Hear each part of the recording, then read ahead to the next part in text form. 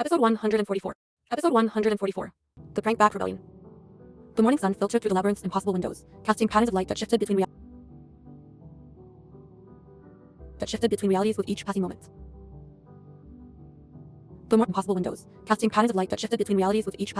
But today, something different hummed through the castle's corridors, the conspiratorial energy that made even the stone walls seem to vibrate with barely contained mischief. The household's usual organized chaos had taken on a distinctly coordinated quality, as if 55 adults and 15 children were all operating according to some elaborate master plan that their central figure remained blissfully unaware of despite her considerable enhanced perception and her accumulated experience detecting when circumstances diverged from normal patterns. Jade Alexandra Anderson, at 27 years old, having recently completed intensive martial training with her 4 turtle brothers, and having undergone mutagen enhanced that had optimized her hybrid physiology beyond even optimistic predictions, possessed capabilities that approached cosmic significance across multiple domains. Her nexus nature granted her dimensional awareness. Her accumulated magical training let her perceive mystical workings. Her force sensitivity revealed intentions and emotions, and her various other enhancements theoretically made surprising her nearly impossible, despite the best efforts of beings whose capabilities span multiple realities. But what Jade had perhaps failed to adequately account for during her spectacular reign as Prank Queen, what her cosmic-level awareness had apparently not quite processed, despite all evidence suggesting this outcome represented inevitable consequence rather than unlikely possibility, was that her family possessed both the motivation and the accumulated expertise for coordinating retaliatory campaign that would make her elaborate previous efforts seem almost modest by comparison, despite their considerable sophistication and their devastating effectiveness at thoroughly destroying everyone's dignity through sustained chaotic assault. The conspiracy had been forming for weeks, ever since the dust had settled from Jade's legendary prank war, and ever since various family members had recovered sufficient composure for beginning to plot revenge, that affection rather than malice motivated despite the obvious elaborate planning that proper retaliation would require coordinating across 55 adults whose various schedules and whose various capabilities needed organizing into a unified campaign, serving collective purpose rather than just being random individual pranks lacking thematic coherence. Loki had naturally assumed leadership of the planning committee, the god of mischief's expertise about chaos creation, and his accumulated centuries of experience making him obvious choice for coordinating operation, whose scale and whose complexity demanded sophisticated oversight that his theatrical nature and his genuine strategic brilliance made him uniquely qualified to provide. His aristocratic voice during the final planning session had carried satisfaction about what they had collectively designed through weeks of careful collaboration.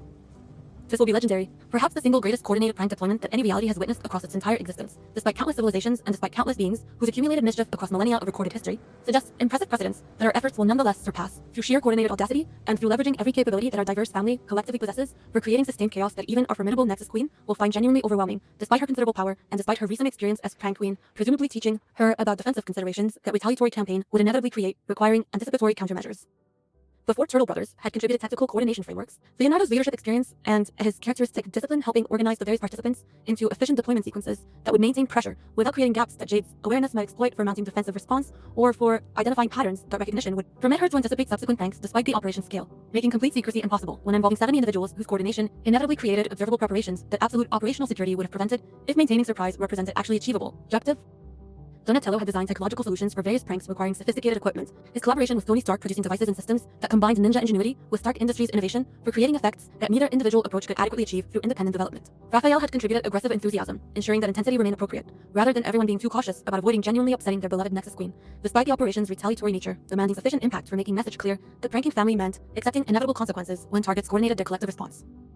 Michelangelo had naturally served as primary consultant about maintaining proper spirit, ensuring pranks communicated affection rather than actual hostility, despite their elaborate nature, and despite their obvious coordination, suggesting considerable investment that pure playfulness might not adequately explain, without understanding that love and mischief could coexist when approached honored recipient's nature, rather than actually attempting to cause distress, disconnected from shared laughter that proper execution was facilitating.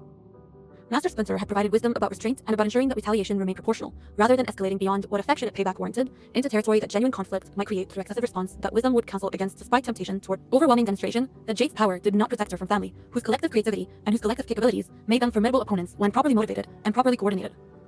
Nathan, James, and Gabe had positioned their cameras throughout the castle at angles that participants had carefully planned for optimal documentation coverage, the content creators recognizing that capturing this operation would provide perhaps the single greatest episode their channels had ever produced, despite years of filming extraordinary family dynamics, and despite considerable competition from previous spectacular moments that their footage had preserved. Their equipment hung with readiness as Nathan articulated what they all understood about the day's significance.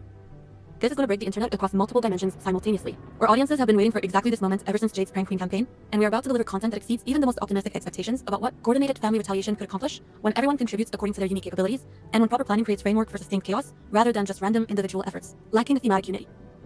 The operation commenced at dawn, the first prank activating while Jade still slept peacefully in chambers that her enhanced awareness theoretically monitored even during rests, despite the mystical frameworks that Loki and Stephen Strange had collaborated to establish, specifically preventing her passive perception from detecting the magical working had carefully woven throughout her private space during previous evening's preparations.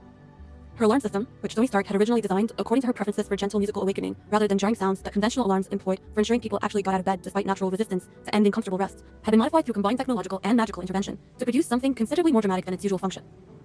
When the designated time arrived, when her alarm should have begun its characteristic soft melody, instead every speaker throughout her chambers simultaneously activated with maximum volume rendition of Never Gonna Give You Up. That Rick Astley's distinctive voice delivered with enthusiasm that Peaceful Morning Awakening definitely did not warrant requiring, despite the song's inherent cheerfulness, making it less offensive than alternatives that pure chaos might have selected without consideration about actually maintaining appropriate boundaries between playful pranking and genuine disturbance that wisdom counseled against creating. Jade sat up abruptly, her enhanced reflexes triggering before her consciousness fully engaged with what was occurring, her body responding to sudden, loud music as if it represented threat requiring defensive positioning, despite her awareness quickly processing that rickrolling at maximum volume constituted prank rather than actual danger, demanding combat response. Her voice, when she managed to articulate reaction over the music carried mixture of confused amusement and dawning recognition about what this probably signified. Alright, I deserve that given recent events, but seriously, Rick Astley at maximum volume represents declaration of war rather than just simple payback, and I'm now extremely concerned about what else today has in store if this represents merely opening move in campaign, rather than being complete retaliation that single prank might have adequately conveyed message about family's feelings regarding my prank queen activities. Their music finally ceased as she located the manual override, blessed silence returning despite her enhanced hearing, still reigning slightly from the assault. But before she could fully appreciate the quiet, before she could process next steps for preparing to face a day that circumstances increasingly suggested would prove challenging, her bathroom revealed its modifications when she attempted her usual morning routine. The shower, which sophisticated temperature controls it normally maintained at her preferred settings through Tony's technological optimization, had been magically altered to randomly fluctuate between ice-cold and nearly scalding at intervals that pattern recognition struggled to predict, despite the changes clearly being deliberate, rather than representing actual malfunction that concern might have justified if circumstances were different. Loki's illusion magic supplemented temperature chaos with visual effects, making the water appear to flow in impossible directions, and appeared to take on colors that normal H2O definitely did not naturally possess, despite whatever minerals or whatever contaminants might theoretically create unusual appearance, under specific lighting conditions. Jade's attempts to shower quickly became elaborate dance of trying to anticipate temperature shifts and trying to ignore visual effects that her rational mind recognized as illusions, despite her senses insisting the purple, upward-flowing water represented genuine phenomenon requiring explanation that physics alone could not adequately provide. Her voice carried resigned amusement when she finally emerged, somewhat clean despite the challenging process. Okay, Loki's involvement confirmed. The illusions had a signature theatrical flair, and I'm impressed by the sophistication, while also being extremely aware that I'm only 2 pranks into what my enhanced tactical assessment suggests represents coordinated campaign, rather than just random individual efforts that coincidental timing made appear unified, despite actually being unrelated separate actions that unfortunate synchronization created. Her wardrobe revealed the next layer of coordination when she discovered that every article of clothing she owned had been enchanted with temporary magical modifications that Jareth and Loki had collaborated to create through combining their respective expertise about illusion and about reality manipulation. The garments appeared normal when initially selected, but upon wearing them, they would randomly transform into ridiculous alternatives ranging from ball gowns through superhero costumes through formal kimonos through what appeared to be actual medieval armor, despite her closet definitely not having contained such items during previous evening's normal inventory.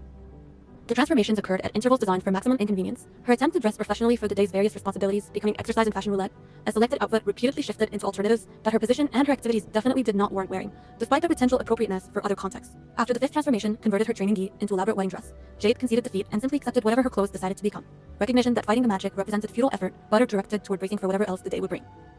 Her breakfast revealed Severus Snape's contribution when the apparently normal meal began exhibiting properties that his potions mastery had created through adding specially prepared magical modifications to various food items. The eggs tasted perfectly normal, but made her voice emerge as operatic singing, rather than normal speech for approximately 10 minutes following consumption. The toast had been charmed to make everything she touched temporarily sticky, requiring conscious effort to release grip, rather than objects naturally coming free when she attempted to set them down. The orange juice proved most elaborate, Snape having created a potion that made her perceive everyone as speaking in rhyming couplets, despite their actual speech patterns containing no such constraints, her brain processing normal language and outputting modified version that maintained meaning, while forcing uncomfortable poetic structure. The conversation definitely did not warrant, despite the effect's sophistication, suggesting considerable effort invested in creating such specific perceptual modification. Jade's attempts to communicate during the effect's duration proved hilarious for observers and frustrating for her. Recognition that trying to discuss serious household business while everyone appeared to be speaking in rhymes, that their expressions clearly indicated they had not intended creating cognitive dissonance, that concentration struggled to overcome despite her enhanced mental capabilities, theoretically making such perceptual filtering trivial compared to other information processing tasks her consciousness regularly performed without conscious difficulty. When the breakfast effects finally subsided, when her voice returned to normal and when sticky hands and rhyming perception ended their respective durations, Jade found Severus Snape observing from doorway with expressions suggesting he was extremely satisfied about his contribution to the day's chaos. His characteristic stern voice carried barely suppressed satisfaction when he spoke.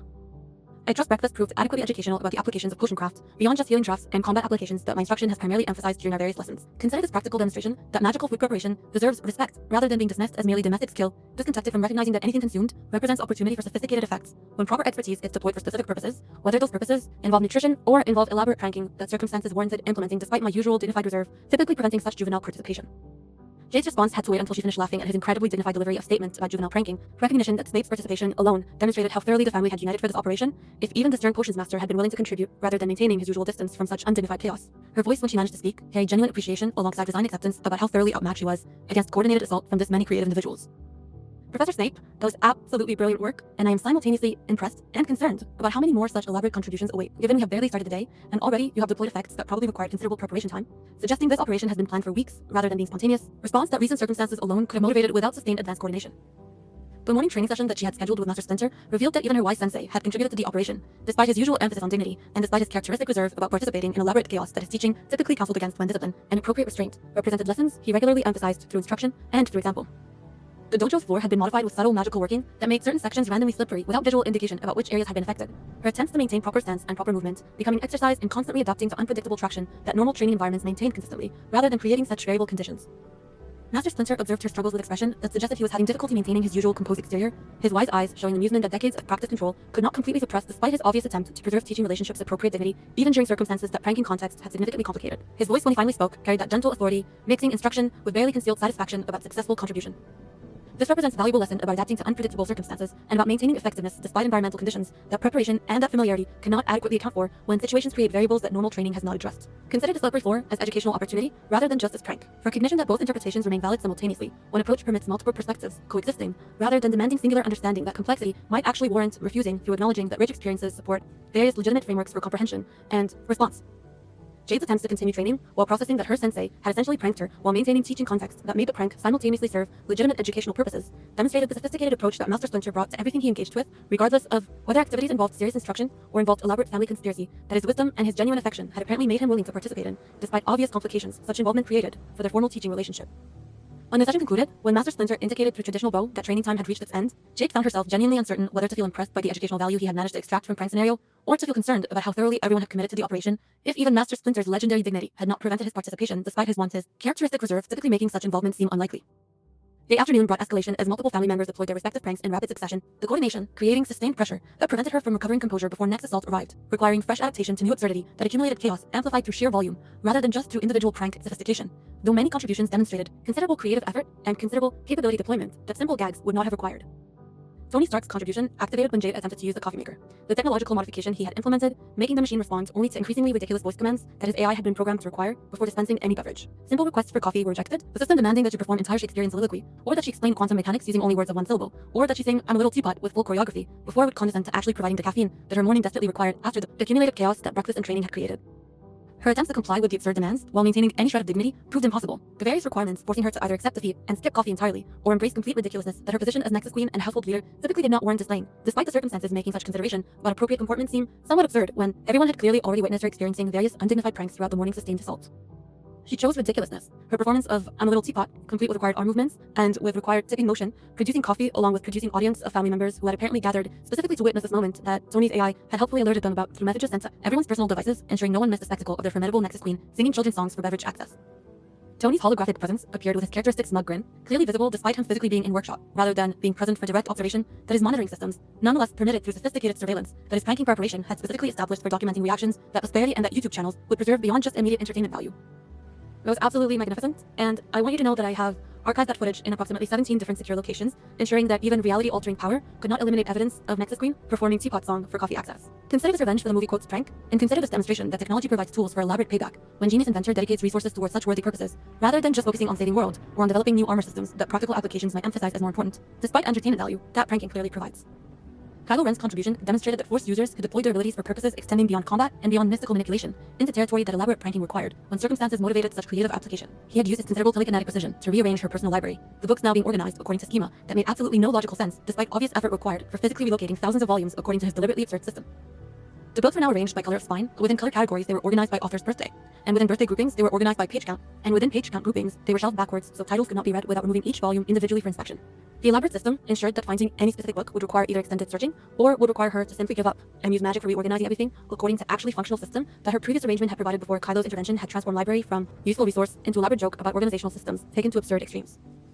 Jade's response upon discovering this modification was genuine, impressed laughter at the sheer effort involved, despite the obvious inconvenience that using her library would now entail until she found time for restoration work. Her voice carried appreciation that sustained chaos had not yet completely exhausted when she articulated reaction. Kylo, that is simultaneously the most elaborate and the most useless organizational system I have ever encountered, and the fact that you spent what must have been hours implementing this ridiculous scheme demonstrates commitment to the operation that I have to respect, even while being extremely aware that I now need to spend my own hours fixing what you so carefully broke through your force-powered bibliophilical terrorism that my reading habits definitely did not warrant despite my prank queen activities, perhaps justifying some response. The supernatural contingent had coordinated their own contributions, leveraging their various enhanced capabilities for creating effects that baseline humans could not replicate regardless of creativity or regardless of technological assistance. Aro had used his vampire speed to rearrange her furniture throughout her personal chambers. The modified configuration making navigation required conscious attention rather than relying on spatial memory that normal, consistent arrangement permitted developing through familiarity. She kept walking into chairs that were not where they should be, kept reaching for tables that had been relocated to different positions, kept attempting to sit on sofas that were now against different walls, requiring her to consciously map her own rooms, despite having lived in these spaces for years, and despite her enhanced spatial awareness theoretically making such reorientation trivial compared to other perceptual tasks her consciousness regularly performed without difficulty. Victor had contributed illusions making mirrors throughout the castle randomly show her reflection wearing different outfits or different hairstyles, or sometimes showing her reflection making faces and gestures that she definitely was not actually performing, despite the images appearing in surfaces that normal mirrors would reflect actual reality, rather than displaying modified versions that magic created for entertainment purposes, rather than for serving mirrors' normal function. Lucian and Jacob Black had worked together creating wolf-related pranks throughout the castle, strategically placed realistic toy wolves that her enhanced senses nonetheless registered as potentially genuine threats, requiring assessment before conscious recognition, confirmed they were harmless props rather than actual animals whose presence would require explanation about how they had gotten into secured castle and about whether security protocols needed reviewing for preventing future wildlife intrusions. The Jedi and Sith contingents had collaborated despite their philosophical differences for creating force-based pranks that demonstrated how mystical energy could be deployed for purposes extending far beyond combat applications or meditation practices that their respective traditions typically emphasized as primary uses for cosmic power that connection to force granted those possessing sensitivity and possessing training for developing innate capabilities into refined abilities. Qui-Gon Jinn had modified probability in subtle ways throughout the castle, making unlikely but harmless events occur with suspicious frequency during Jade's movements through various spaces. Dropped objects would bounce in improbable directions, doors would stick or swing open without apparent cause, environmental sounds would occur at moments, suggesting deliberate timing, despite originating from genuine sources, rather than being artificial effects that technology or magic had created. Obi-Wan Kenobi had deployed his characteristic precision with subtle force suggestions that made her second-guess her own intentions, finding herself walking into rooms without remembering why she had gone there or reaching for objects that moment's reflection suggested she did not actually need, despite having felt strong impulse to retrieve them before force suggestion dissipated, leaving her confused about her own motivations that normally operated with clear, purposeful direction rather than featuring such apparent randomness. Anakin Skywalker's contribution involved using the Force to create localized temperature variations throughout the castle, making certain spaces uncomfortably warm or surprisingly cool, without apparent explanation that environmental controls would have provided if normal systems were responsible, rather than force manipulation, creating targeted effects that conventional climate management could not produce with such spatial precision. Even Palpatine participated despite his usual dignified reserve and despite his former emperor status that might have made participation in such undignified chaos seem beneath his station. His contribution involved using the Force to make her shadow occasionally move independently from her actual position, the effect being subtle enough that conscious perception barely registered the discrepancy, but being noticeable enough that unconscious awareness registered that something was wrong, creating persistent, low-level unease that explanation would have resolved, but that sustained mystery perpetuated throughout the days, accumulated chaos. The Dream Demon's contributions naturally involved sleep-related pranks, though Freddy Krueger and Fred had carefully constrained their abilities to remain harmless, rather than actually accessing nightmare capabilities that their natures granted, but that affection and that appropriate boundaries counseled against deploying even during elaborate revenge campaign that love, rather than malice, motivated. They had worked with Robert Englund for creating elaborate but harmless modifications to her sleeping spaces, fake spiders, and harmless but startling pop-up mechanisms that his horror expertise helped design for maximum effect without actual danger.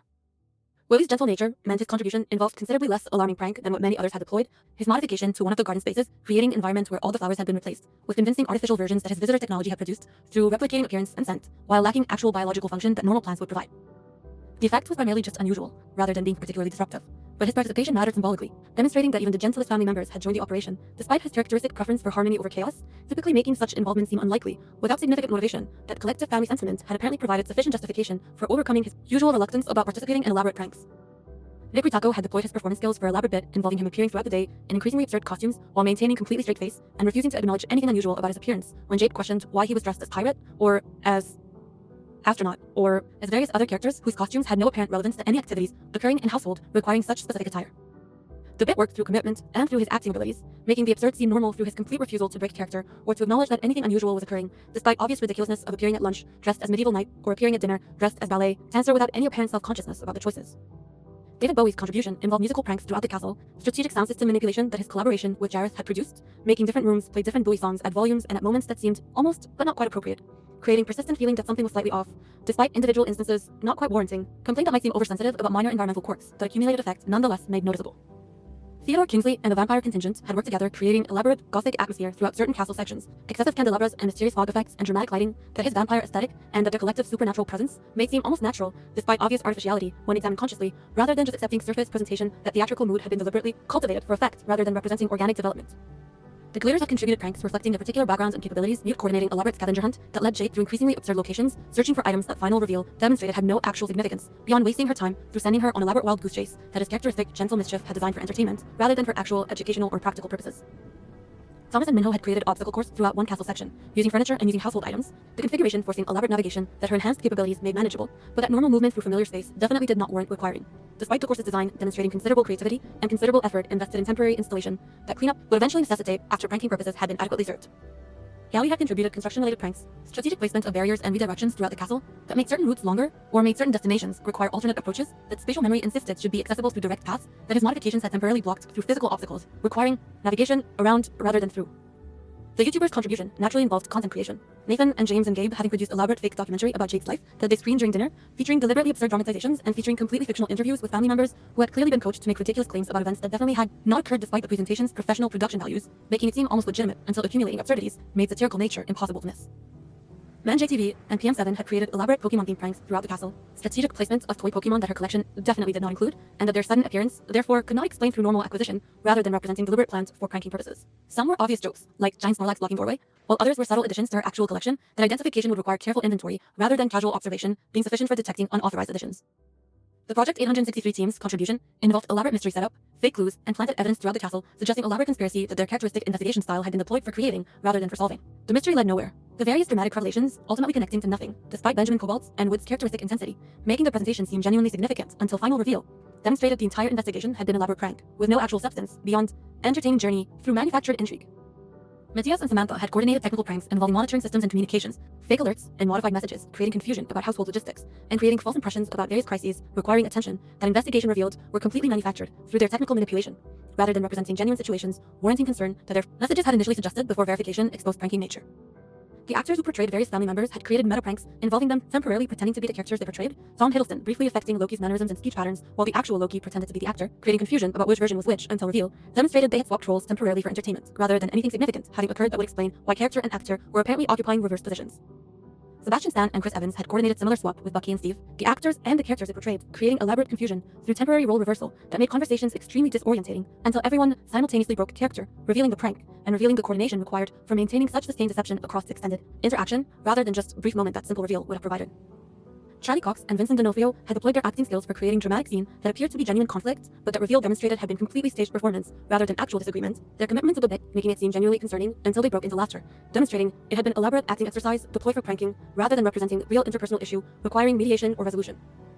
Elvin Henson had contributed legal-themed pranks, fake documents, and official-looking notices about absurd legal requirements, or about ridiculous regulations that his lawyerly presentation made seem almost legitimate despite content being completely fabricated nonsense that no actual legal system would implement, regardless of however bureaucratic or however absurd. Real regulations sometimes became through accumulated modifications, and through political compromises, creating unnecessarily complex frameworks.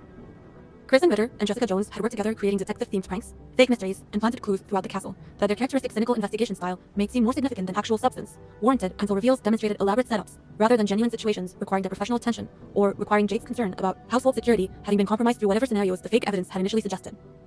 Angelina Jolie had contributed pranks reflecting her characteristic grace and style, subtle modifications to various spaces that made them more dramatic or more theatrical without being obviously wrong, until accumulated effects created an impression that someone had been interior decorating according to very specific aesthetic preferences that consultation definitely had not authorized despite results being objectively beautiful even if totally inconsistent with previous arrangements.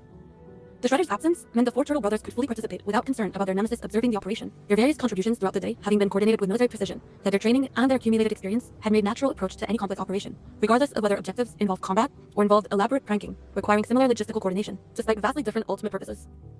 Leonardo's contribution had involved strategic planning assistance for the overall operation, his leadership and his tactical thinking helping coordinate 70 individuals' respective pranks into coherent campaign, rather than just random chaos that overwhelming numbers alone would have created without organizing intelligence, ensuring proper sequencing, and ensuring appropriate intensity that sustained pressure without becoming genuinely overwhelming, despite considerable accumulated effect.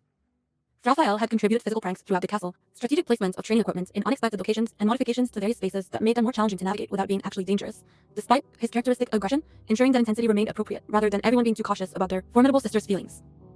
Donatello's technical contributions had supplemented Tony's efforts, the two inventors having collaborated extensively for creating gadgets and systems that combined their respective expertise about technology and ninja engineering into synthesis that neither approach alone could have produced despite individual sophistication.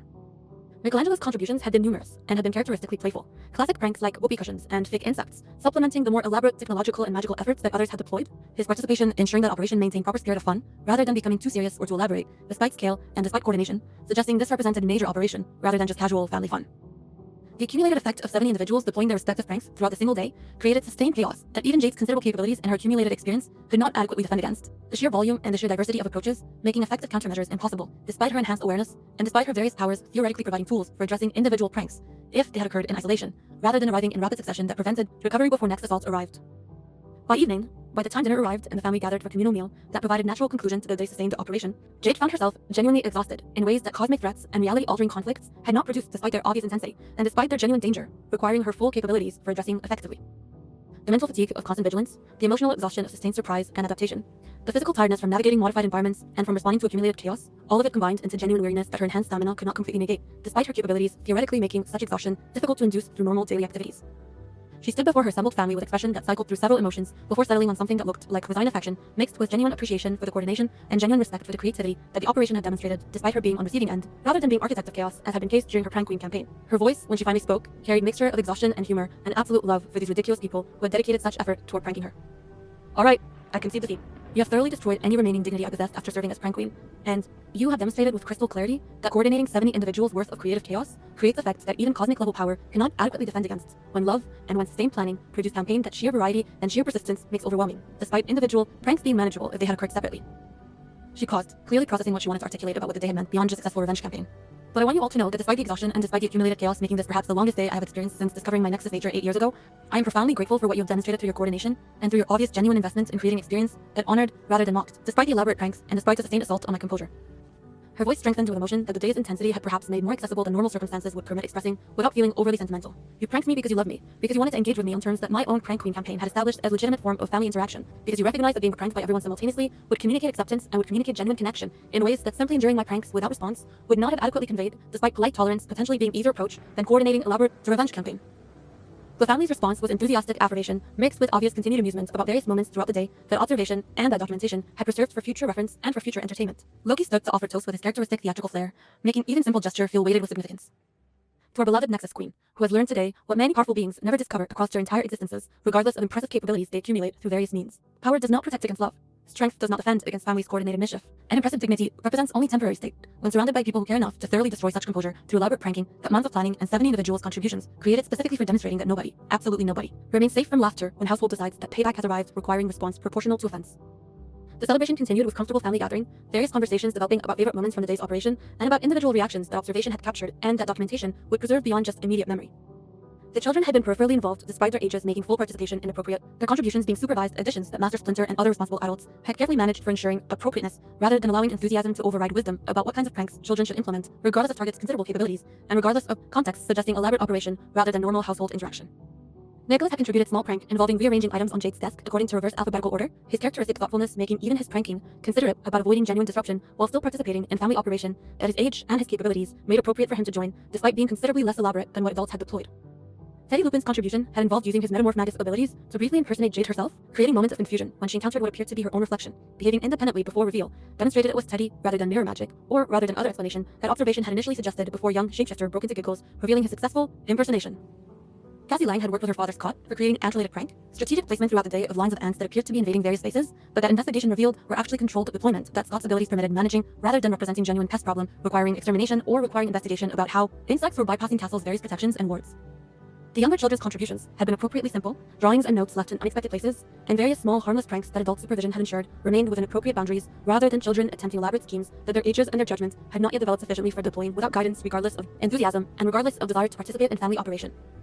But it was later that evening, during quieter moments after most family had dispersed toward their various sleeping arrangements and evening activities, that something profound occurred, demonstrating that despite the day's chaos, and despite the accumulated pranks, making it memorable for reasons extending beyond just normal family interaction, the underlying bonds and the underlying love remained absolutely central to what the operation had actually meant beyond surface entertainment value. Jade found herself in the peaceful garden where Master Splinter often conducted his teaching sessions, her need for quiet reflection after the day's intensity, drawing her towards space that represented calm and that represented centering influence when chaos threatened to become overwhelming, despite her considerable capabilities, theoretically making such overwhelm unlikely to produce genuine distress, requiring recovery time. Loki approached Ruth and Mons and data content from Moiwality's some recent versions of the stack sites, having apparently anticipated that she would seek solitude for processing the day's events and for recovering composure that sustained chaos had thoroughly disrupted despite her usual composed presentation, maintaining authority and maintaining dignity, that leadership role, and that her nature as Nexus Queen typically demanded projecting regardless of internal states or regardless of circumstances, creating challenges for sustaining such exterior calm. His voice when he spoke carried genuine concern, mixing with satisfaction about successful operation, his ability to hold both emotions simultaneously, demonstrating the complexity that his character had developed through years within family that had redeemed him, and that had taught him about balancing mischief with genuine care, rather than treating them as incompatible considerations, requiring choice between opposing priorities. I wanted to ensure you understood what today represented beyond just a elaborate revenge campaign, because while coordination and while creative pranking certainly motivated the operation, the deeper purpose involved demonstrating that you remained fundamentally one of us, rather than being an elevated authority figure whose power creates distance, requiring deference, disconnected from genuine familial ease that equals maintained regardless of capability differentials.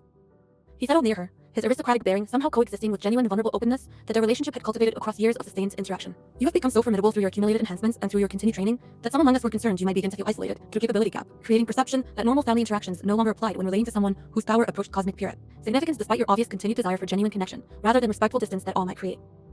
His voice took on warmer quality as he continued. Today's operation, today's elaborate coordinated chaos, that communicated with absolute clarity that we see you completely rather than just seeing your power, but we engage with you as beloved family member, rather than just as impressive Nexus Queen, whose capabilities command respect, but whose complete person deserves love, extending beyond just admiration for strength or admiration for accumulated abilities. Jade felt years threatening at Loki's articulation of exactly what she had needed to hear, without quite realizing that concern about isolation had been developing beneath conscious awareness, her accumulated power and her continued enhancement, having perhaps created distance that she had not quite noticed, forming despite her considerable emotional intelligence, and despite her sustained investment in maintaining genuine relationships, rather than allowing capability to create separation that reverence might impose despite her preferring authentic connection. Her voice carried roughness when she responded, emotion overwhelming her usual articulate delivery. Thank you for coordinating today's chaos, and thank you for articulating what it meant beyond just successful pranking. I needed the reminder that power does not protect against love, that strength does not create immunity from family's mischief, that no matter how formidable I become, through continued enhancement and through continued training, I remain fundamentally your partner and your student and your family member, rather than becoming untouchable authority figure whose elevation creates distance, requiring careful, formal interaction, rather than permitting genuine ease that intimacy demands maintaining. Loki pulled her into embrace, the god of mischief whose theatrical nature typically maintains some performance distance, now offering genuine vulnerable comfort of their relationship and of the moment's significance made appropriate, despite his characteristic reserve about such complete openness. The moment held profound recognition that today had served purposes extending far beyond just entertainment, and touching something essential about preserving connection, and about preventing isolation that power could create when relationships fail to adapt for maintaining genuine equality despite obvious capability differentials. When they finally returned to the castle proper, when they rejoined the family's continued evening activities, something had shifted in ways that surface observation might miss, but that emotional awareness could detect through subtle changes in how people related, and through renewed comfort that successful operation had apparently facilitated through demonstrating that pranking could serve love rather than just serving entertainment when motivations remained pure, and when execution honored recipient, rather than just exploiting vulnerabilities for cruel amusement, disconnected from genuine affection. Welcome to understanding that families who prank together stay together, that coordinated mischief build bonds as effectively as serious shared experiences when approach maintains proper spirit, and when underlying love remained absolutely central despite surface chaos. Welcome to recognition that power could not protect against affection, that strength provided no defense against loved ones' coordinated creativity, that cosmic capabilities meant nothing when facing 70 individuals whose genuine care motivated elaborate campaign, serving connection rather than serving cruelty. Welcome to knowledge that being pranked by everyone simultaneously represented privilege rather than punishment, demonstration of belonging rather than demonstration of vulnerability, prove that family saw a complete person rather than just seeing impressive power that capability assessments might emphasize, while missing deeper truth about relationships transcending strength and about love mattering more than any accumulated enhancement regardless of cosmic significance that modifications had granted. The prank back rebellion had succeeded beyond just revenge and had accomplished something more profound about preserving intimacy and about preventing isolation. The prank queen had been thoroughly pranked. The family had demonstrated their love through chaos.